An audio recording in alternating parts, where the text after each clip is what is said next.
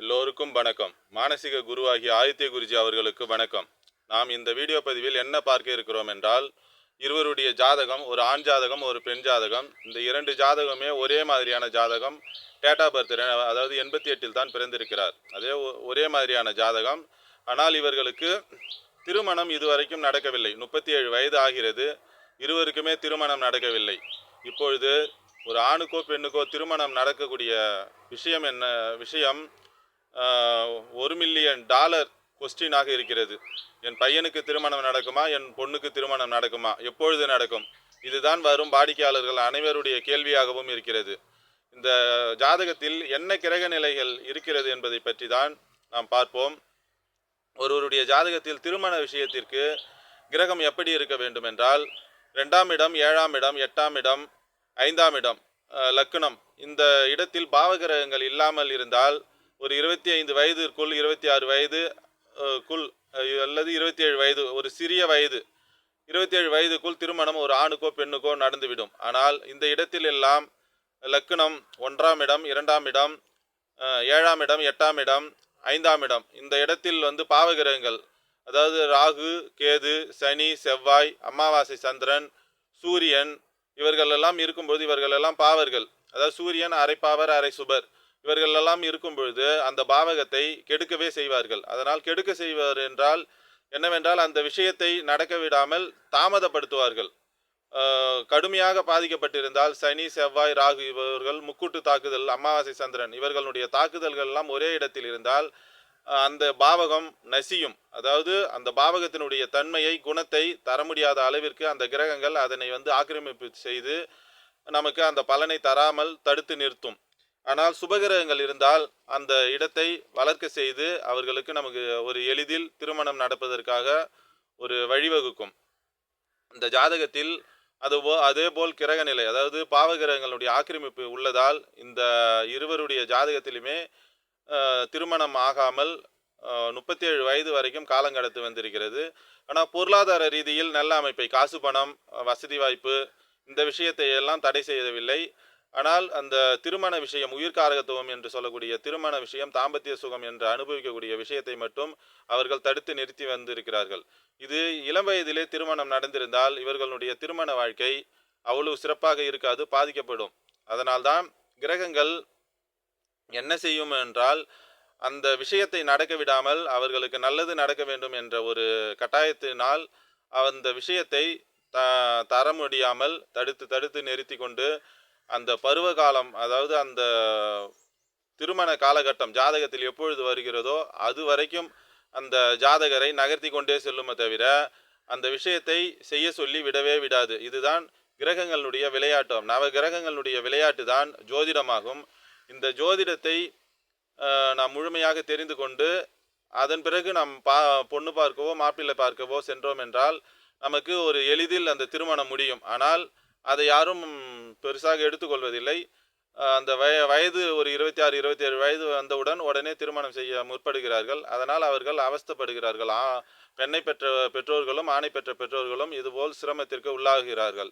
இப்பொழுது கலாச்சாரத்தின் அடிப்படையில் அனைவருக்குமே 31 வயதிற்கு மேல்தான் ஆண்களுக்கு திருமணம் ஆகிறது. பெண்களுக்கு 28, 29 வயது நெருங்கும் போதுதான் திருமணம் நடக்கிறது.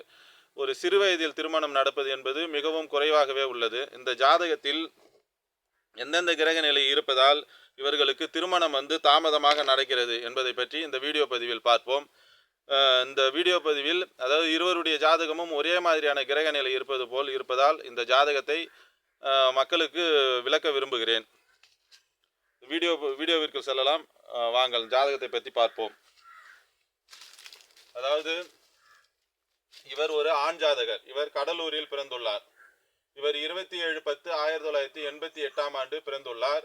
காலையில் 6:15 காலையில் பிறந்துள்ளார். இவர் துலாம் லக்னம். லக்னத்திலே சூரியன், 3ஆம் இடத்தில் சனி, 5இல் ராகு, 6இல் செவ்வாய், 8இல் குரு சந்திரன், 11இல் கேது, 12இல் சுக்கிரன் புதன். இவர் கிருத்திகை நட்சத்திரம், 3ஆம் பாதம். சூரியனுடைய திசையில் பிறந்திருக்கிறார். அடுத்தது சந்திர திசை 12 வயது வரை, செவ்வாய் திசை 19 வயது வரை. 19 வயதுக்கும் பிறகு ராகு திசை நடந்தது. ராகு திசை பருவ காலத்தில் வந்திருக்கிறது. 19 வயதுக்கும் பிறகு ராகு திசை. அந்த ராகு திசை இவருக்கு ஏன் திருமணத்தை தரவில்லை என்பதை பற்றி இந்த ஆண் ஜாதகத்தை பார்ப்போம். இந்த லக்கணம் துலாம் லக்கணத்துக்கு 5ஆம் இடத்தில் ராகு அமைந்துள்ளார். அப்பொழுது 5ஆம் இடம் அதிகமாக பாதிக்கப்பட்டிருக்கிறது. இந்த சனியினுடைய 3ஆம் பார்வை ராஜயோகாதிபதி தான் சனி. துலாம் லக்கணத்துக்கு 4ஆம் வீட்டுக்கும் 5ஆம் வீட்டுக்கும் அதிபதியான சனி. ஆனால் சனியினுடைய பார்வை ஆதிபத்திய ரீதியில் நன்மையை தருமே தவிர இந்த சனியினுடைய குணநலங்கள், அதாவது தீய குணங்கள், அதாவது பாவகிரகம் என்பதால் சனி ராகு இருவரும் ஒரு இடத்தில் சேர்ந்து அந்த இடத்தை பார்க்கும் பொழுதோ அந்த இடத்தில் சேர்ந்து இருக்கும் பொழுதோ அந்த இடம் நசியும். அதனால் சனியினுடைய 3ஆம் பார்வை ராகுவுக்கு விழுகிறது.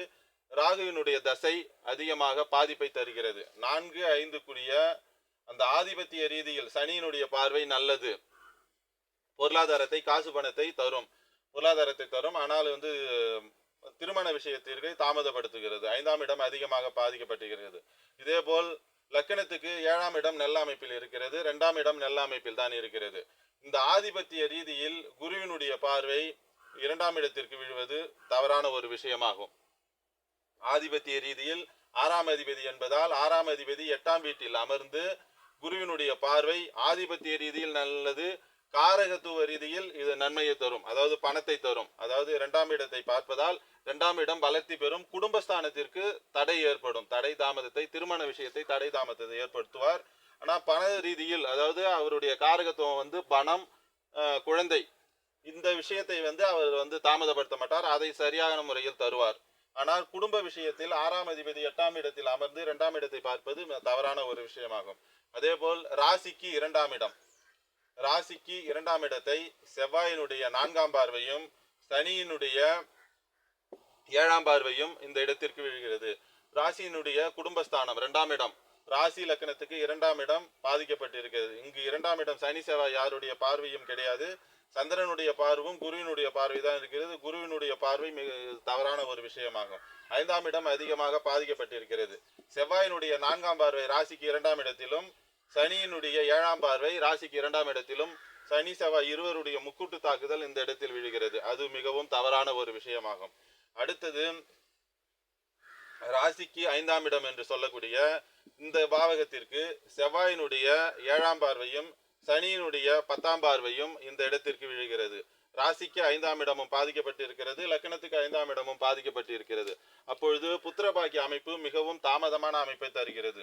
குருவாகிய புத்திரகாரகனாகிய குரு 8ஆம் இடத்தில் அமர்ந்திருப்பது தவறான ஒரு விஷயமாகும். ஆனால் பௌர்ணமி சந்திரன், பௌர்ணமிக்கு அடுத்த நாளாக பௌர்ணமி சந்திரனுடைய சேர்ந்துதான் இருக்கிறது. இந்த இடம் அதிக சுபத்தன்மையாகிறது. 8ஆம் இடம் 12ஆம் இடம் 8, 12 சுபத்துவ அமைப்பு உள்ளதால் இவர் சிங்கப்பூரில் உள்ளார், வெளிநாட்டில் சிங்கப்பூர்.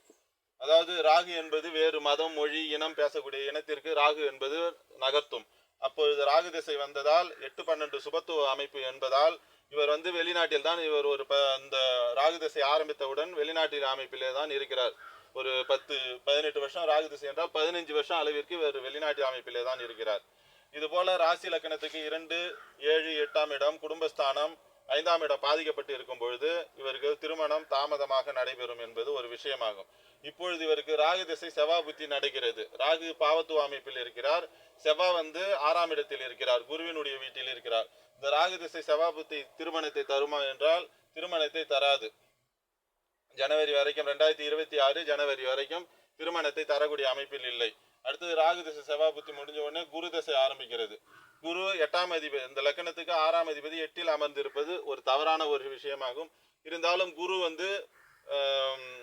குரு திசையில் இவருக்கு திருமணத்தை கொடுப்போம். அது சுக்கிரனுடைய வீட்டில் இருப்பதாலும் அந்த 8ஆம் அதிபதியாக இருந்தால் அது திருமணத்தை வயது 37 வயது வரை காலம் கடத்தி விட்டது. அடுத்து வரக்கூடிய குரு திசையில தான் இவருக்கு திருமணத்தை கொடுப்பார். குரு சுக்கிரனுடைய வீட்டில் இருக்கிறார்.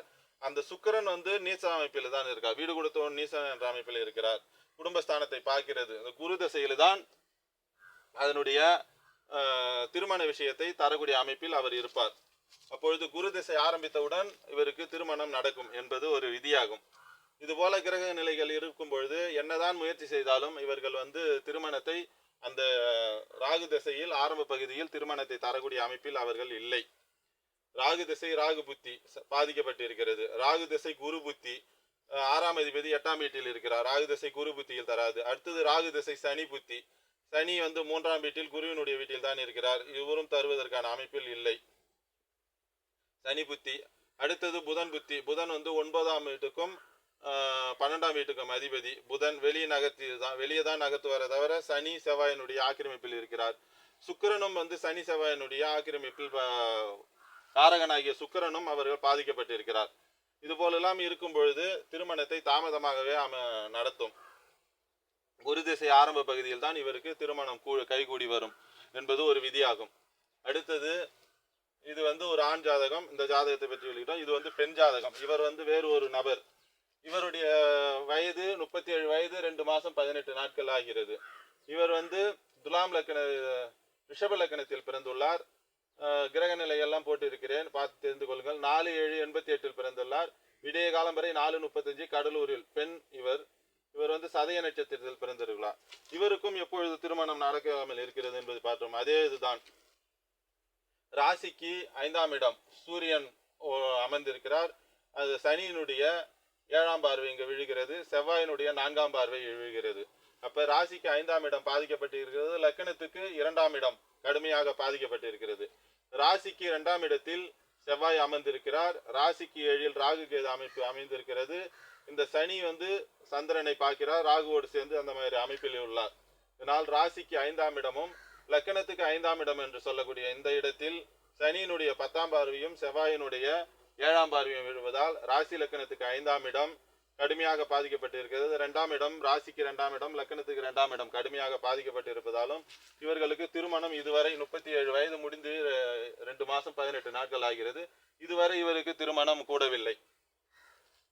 இவர் வந்து நம்ம குருஜியினுடைய விதி பிரகாரம் ராசிக்கு 2ஆம் இடத்திலும் ராசிக்கு 10ஆம் இடத்திலும் குரு தொடர்பு கொண்டிருப்பதால் இவர் வந்து வாதியார் தொழில், அதாவது ஆசிரியராக, கவர்மெண்ட் ஆசிரியராக, ராசி லக்கணத்துக்கு 2ஆம் இடத்தில் சூரியன் தொடர்பு கொண்டு இருப்பதாலும் பௌர்ணமி சந்திரன் சிம்மத்தை, அதாவது இந்த சனி பார்த்தாலும் ராகுவோடு சேர்ந்து இருந்தாலும் தேய்பிரையை நோக்கி போய் அஷ்டமி நவமி திதியை தாண்டாமல் தேய்பிரையை நோக்கி போய் கொண்டிருக்கிற சந்திரனுடைய இந்த ஒளி கதிர்வீச்சு சிம்மத்திற்கு குறைந்த அளவு விழுவதாலும் சூரியன் 2ஆம் இடத்தில் தனஸ்தானத்தில் இருப்பதாலும் இவருக்கு வந்து குரு திசை முடிந்து அடுத்து சனி திசை நடந்து கொண்டிருக்கிறது. சனி இந்த லக்கணத்திற்கு ராஜ யோகாதிபதி, அதாவது 9-10 ராஜயோகாதிபதி 8ஆம் வீட்டில் இருந்து தசை நடத்துவதால், சனி தசை நடப்பதால் இவர் வந்து ஆசிரியர் பணி கிடைத்துள்ளது. ஆசிரியர் தொழிலில் உள்ளார். ராசி லக்கணத்துக்கு 2, 7, 8, 5ஆம் இடம் இது போலலாம் பாதிக்கப்பட்டு இருந்தால் இது போலதான் திருமணம் தாமதமாக அமைப்பில் இருந்து நடத்தும். இந்த சனி ஏன் இதுவரை திருமணத்தை தரவில்லை என்றால் சூரியனுடைய பார்வையும் சனி வாங்குகிறார். அதனால்தான் ராஜயோகாதிபதியாக இருந்தாலும் இவர்களுக்கு திருமணம் தாமதத்தை கொடுக்கிறது. 5ஆம் பாவகம் கடுமையாக பாதிக்கப்பட்டு இருக்கிறது. இதற்காக தான் இந்த ஜாதகத்தை எடுத்து விளக்கியுள்ளேன். இருவருடைய ஜாதகமும் ஒரே மாதிரியான அமைப்பில் இருந்தாலும் இவருக்கு திருமண விஷயங்கள் இதுவரைக்கும் ஆணுக்கும் பெண்ணுக்கும் இருவருக்குமே திருமணம் நடக்காமல் இருக்கிறது. இந்த பெண் வந்து லக்கணத்தில் குரு, சுக்கிரன், புதன், அது இந்த புதன் என்ற கிரகதான் அதிக சுபத்துவ அமைப்பில் இருக்கிறார். இவர் கணக்குவாதியாராக தான் இருக்கிறார். புதன் தான் அதிக சுபத்துவ அமைப்பில் இருக்கிறார்.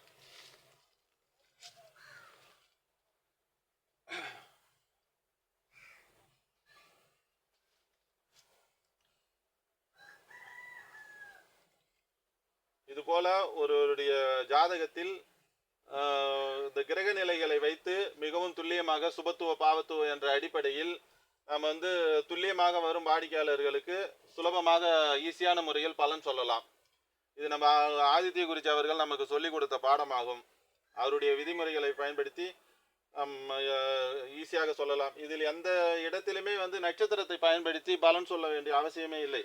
அதாவது என்ன நட்சத்திரத்தை பயன்படுத்துவதற்கு, அதாவது தசாபுத்தியை கணக்கெடுப்பதற்காக மட்டும்தான் இந்த நட்சத்திரத்தை பயன்படுத்த வேண்டும். சந்திரன் எந்த நட்சத்திரத்தில் இருக்கிறது என்பது தெரிந்தால்தான் இவர் வந்து என்ன தசையில் பிறந்திருக்கிறார் என்பதை பற்றி நாம் தெரிந்து கொண்டு அதன் பிறகு ராகு திசை, குரு திசை, சனி திசை என்று அடுத்தடுத்து வரக்கூடிய தசைகளை கணக்கெடுப்பதற்காக தான் சந்திரனுக்கு அந்த நட்சத்திரத்தை கொடுத்திருக்கிறார்கள். இந்த 12 கட்டத்திலும் நட்சத்திரம் எதற்காக கொடுத்து இருக்கிறார்கள் முன்னோர்கள் என்றால், ஒவ்வொரு இடத்திற்கும் நட்சத்திர பாதத்தை வைத்துதான் நாம் தசாபுத்தி கணக்கெடுக்க முடியும். அப்படி தசாபுத்தி கணக்கெடுக்க வேண்டும் என்றால் நட்சத்திரம் தேவை. நட்சத்திரம் இல்லாமல் நாம் வந்து தசாபுத்தியை கணக்கெடுக்க முடியாது. அதனால தான் நட்சத்திரத்தை உருவாக்கி இருக்கிறார்கள். நாம் நட்சத்திரத்தை வைத்துக்கொண்டு பலன் எடுப்போம் என்றால் அது வந்து தவறாக வரும். அதாவது இந்த பாவகம் என்றால் இந்த பாவகத்தில் ஒரு நூற்றுக்கணக்கான குணநலங்கள் உள்ளது. இப்போ இந்த பாவகம் என்றால் 7ஆம் பாவகம். 7ஆம் பாவகத்தில் நூற்றுக்கணக்கான குணங்கள், அதாவது செயல்பாடுகள் உள்ளது. அதே மாதிரி இந்த சனி என்ற கிரகம் என்றால் சனிக்கு நூற்றுக்கணக்கான காரகத்துவம் குணங்கள் உள்ளது. இந்த பாவகத்தினுடைய குணத்தையும் இந்த சனி ஒவ்வொரு கிரகத்தினுடைய குணத்தையும் இணைத்து நாம் வந்து பலன் எடுத்தோம் என்றால் நட்சத்திரமே தேவையில்லை. நட்சத்திரம் இல்லாமல் கிரகத்தினுடைய குணநலன்களையும் அதாவது இந்த பாவகத்தினுடைய குணங்களையும் கனெக்ட் பண்ணி செய்யும் பொழுது நம்மளுக்கு துல்லியமாக பலன் வரும். அதை வைத்து ஈஸியாக நாம் பலன் சொல்லிவிடலாம் சுபத்துவ பாவத்துவ என்ற அடிப்படையில். வேறு என்னவென்றால் இப்போ இந்த சந்திரன் வந்து இந்த சிம்மத்தை பார்க்கிறது என்றால் அர்த்த சந்திரன், அதாவது பாதி சந்திரனாக, அதாவது அஷ்டமி நவமி திதியை தாண்டாமல் இருக்கிற இந்த சந்திரனுடைய ஒளி வந்து இங்கு சிம்மத்திற்கு விழும். அதாவது இந்த சனியினுடைய பார்வையை பார்த்தாலும் ராகுவோடு சேர்ந்து இருந்தாலும் ஒவ்வொரு கிரகத்துக்கும் ஒளித்தன்மை உண்டு. அந்த ஒளித்தன்மையினுடைய பார்வையினால் இந்த சிம்மம் வந்து ஓரளவுக்கு கேது இங்கு அமர்ந்திருந்தாலும் கூட இந்த சந்திரனுடைய ஒளி இந்த இடத்திற்கு விழுவதால் அது வந்து அரசாங்க சம்பந்தப்பட்ட துறைக்கு அவர் செல்கிறார்.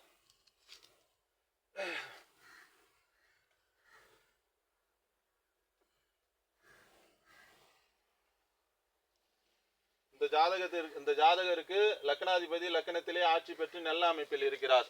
அதனால் இவருக்கு அந்த அரசாங்க சம்பந்தப்பட்ட உத்தியோகம் அவர்களுக்கு கிடைத்திருக்கிறது. இவருடைய ஜாதகத்தில் லக்னாதிபதி நீசமாகி புதனுடன் சேர்ந்து குருவினுடைய பார்வையில் தான் இருக்கிறார். நீசபங்க அமைப்பில் நீசபங்க புதனோடு சேர்ந்து இந்த குருவினுடைய பார்வையில் இருப்பதால் லக்னாதிபதி நீசபங்க அமைப்பில் இருக்கிறார். இந்த செவ்வாயினுடைய பார்வை சனியினுடைய பார்வை விழவில்லை என்றால் இவரும் வந்து நல்ல அமைப்பில் தான் இருப்பார். அதாவது பொருளாதார ரீதியில் சொல்கிறேன். இவருக்கு லக்னாதிபதி லக்னத்தில் குரு சுக்கிரன் புதன் 3 கிரகம் சுபகிரகம் என்பதால் இவர் வந்து கவர்மெண்ட் வாத்தியாராக மாதம் 1 லட்சம் ரூபாய் அளவுக்கு சம்பளம் வாங்கி கொண்டு இருக்கிறார். இவர் வெளிநாட்டில் இருக்கிறார். இவர் வந்து ஒரு 1.5 லட்சம் அளவிற்கு இவர் சம்பளம் வாங்கி கொண்டு இருக்கிறார்.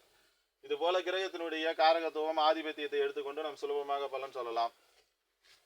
இதனை எதற்காக விளக்க வேண்டும்? இருவரும் ஒரே மாதிரியான ஜாதக அமைப்பில் இருந்தும் திருமணம் ஆணுக்கும் பெண்ணுக்குமே திருமணம் இவ்வளவு காலம் கடத்தி திருமணம் நடக்காமல் இருக்கிறது. அதனை விளக்குவதற்காக தான் இந்த ஜாதகத்தை எடுத்துள்ளேன். இந்த ஜாதகம் பிடித்திருந்தால் லைக் பண்ணுங்கள், ஷேர் பண்ணுங்கள், எல்லோரும் கமெண்ட் பண்ணுங்கள். மற்றொரு வீடியோ பதிவில் மற்றொரு தகவலுடன் பார்ப்போம். இதில் ஏதாவது விடுபட்டு இருந்தால் கமெண்டில் சொல்லுங்கள். நாம் வந்து அடுத்தது அதனை சரி செய்து மற்றொரு வீடியோ பதிவில் பதிவிடுகிறோம். எல்லோருக்கும் வணக்கம், நன்றி.